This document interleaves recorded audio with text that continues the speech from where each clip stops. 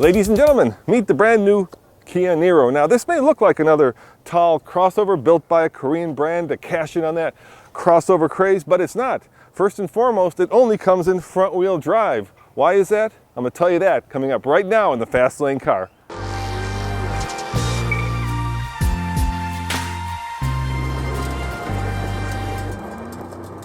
Here's what makes this Niro unique. It's under the hood. No, it's not this 1.6 liter that puts out 104 horsepower, even though Kia says this engine will recover 40% of the heat that it generates. It's the fact that this is a hybrid. That's right, it's Kia's Prius Fighter. And combined with the batteries, this engine puts out 139 horsepower and almost 200 pound-foot of torque. But here's the important number. If you get the high-efficiency FE model, 52 mpg in the city, this touring model gets 43 mpg combined, which isn't bad for a comfortable crossover that could be a Kia Soul that's a little bit more fuel efficient.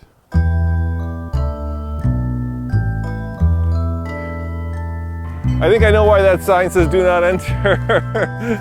Kia flew me down here to San Antonio, Texas, and I'm here by the zoo where where I found a beautiful oasis in the middle of the city to test drive the car. And of course, a train.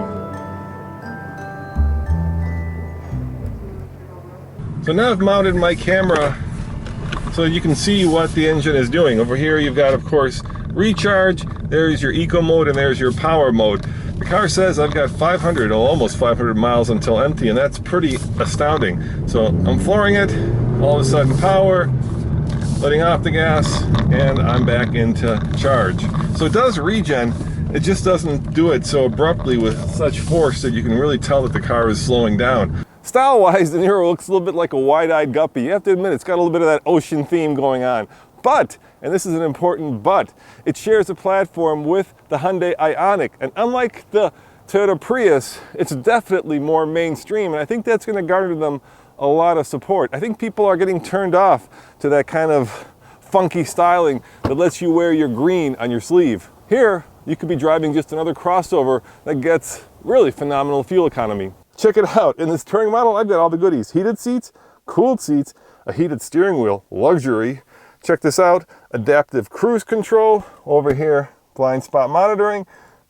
There you go. And this must be lane keep assist, or basically the car will beep at you if you pull out of your lane. There's a lot of tech here, and that includes navigation and, of course, a relatively large, looks like about an 8-inch touchscreen. This brief foul review intermission is brought to you by the San Antonio Riverwalk.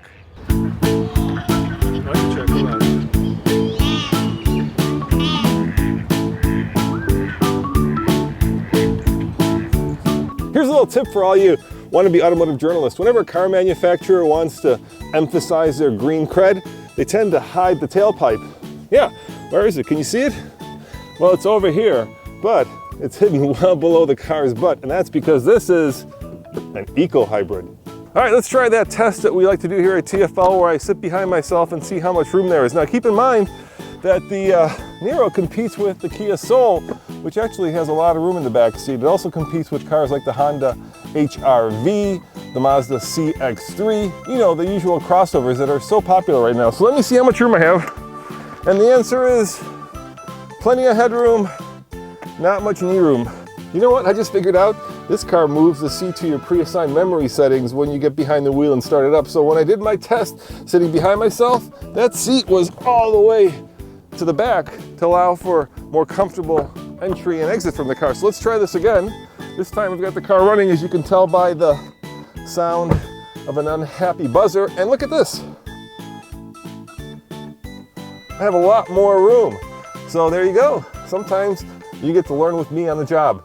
So I'm really curious, do you think that Kia's taken the right direction by making this car much more of a tall crossover than, let's say, a Prius? Yes, it does directly sort of kind of compete with the Prius. Of course, not in terms of packaging, but certainly in terms of the drivetrain. We've got a little bit of an open road here. Let's just see how much pep this has when I floor it. Almost squeal the front tires. That's the upside of a hybrid. There's all that instant torque, almost 200 pounds from the electric motor.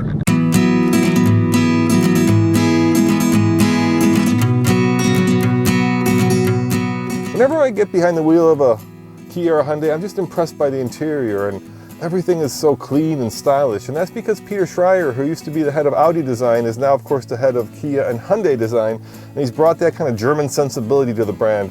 I wouldn't say everything is symmetrical, but it certainly is linear, it certainly is classy, and it certainly feels more expensive than the car's price tag.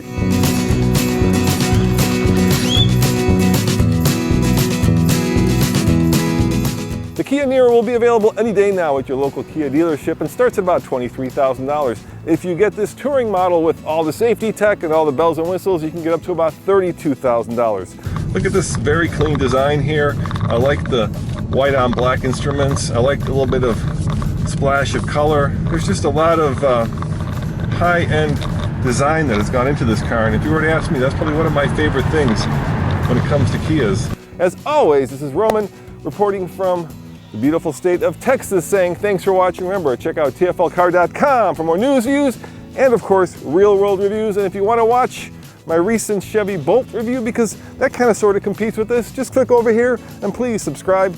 See you guys next time. Ciao.